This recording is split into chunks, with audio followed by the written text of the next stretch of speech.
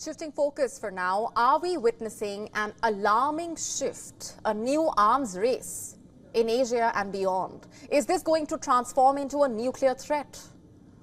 Let's tell you what we are talking about. As per reports, China, Taiwan, Australia, South and North Korea are ramping up their military capabilities, seemingly preparing for a future filled with uncertainty and tension. Let's begin with North Korea, which showcased the delivery of 250 nuclear-capable missile launchers to its frontline military units at a ceremony earlier this month, allegedly to deter threats from the United States. The launchers North Korea unveiled were reportedly produced by its munitions factories, designed to fire tactical ballistic missiles. In other words, weapons that could deliver lower-yield nuclear warheads with devastating consequences. As per reports, Kim Jong-un said at the event that these new launchers will give his forces firepower over South Korea. The question is, what does Kim Jong-un really want? Is he trying to force the US to accept North Korea as a nuclear power, or is this about something else? Kim Jong-un, remember, has demonstrated a willingness to place battlefield nuclear weapons along the border with South Korea, even authorizing preemptive nuclear strikes if he perceives a threat to his leadership. Whatever the motive might be, the implications are terrifying. The specter of a nuclear conflict on the Korean Peninsula is no longer a distant threat. It's a growing possibility, it seems. Let's also turn our attention to China. Reports stating that Beijing has equipped a Type 071 amphibious transport dock ship with a laser-directed energy weapon, a laser weapon. This sounds right out of a sci-fi movie, right? But this is now a reality on the high seas. What does that signify? Is China preparing for a future where conventional weapons are not sufficient? And if so, what would all of this mean for the balance of power in the region?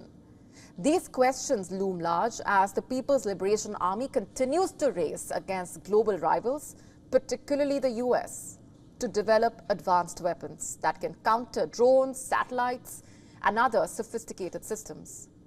Moreover, this development follows years of China experimenting with tactical laser systems similar to those deployed by the US Navy. But what are the broader implications? There's more, by the way. Amid constant tensions with China and the possibility of an invasion as near as 2027, Taiwan is reportedly increasing its defense budget by 7.7% next year, outpacing its economic growth. The government's expectation for economic growth is 3.26% for the year, and the defense budget is more than double that. As per reports, the budget is aimed at procuring new fighter jets and enhanced missiles to deter the rising threat from China. This move, while understandable given the pressure from Beijing, raises serious questions. Is Taiwan preparing for an inevitable clash? What does the budget increase signal to China, and will it be enough to deter Beijing's ambitions? Australia, meanwhile, a key US ally in the region, is also not sitting idle. As per reports, Australia has announced plans to jointly manufacture long-range naval strike missiles and joint strike missiles with Norway's Kongsberg Defence. The production will take place in Newcastle, located in eastern Australia. Production of these missiles is expected to commence by 2027.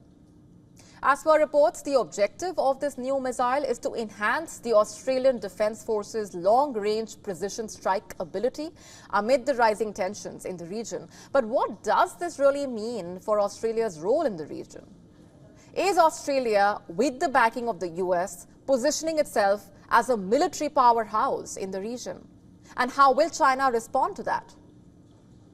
And then there is South Korea. The US and South Korea are reportedly conducting large-scale joint military exercises, which North Korea has reportedly called a rehearsal for invasion.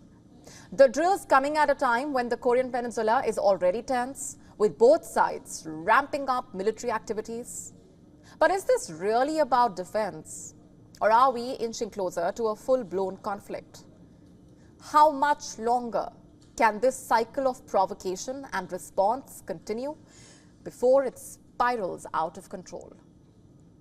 And let's not forget that these developments are not taking place in isolation. They are part of a broader, more disturbing trend.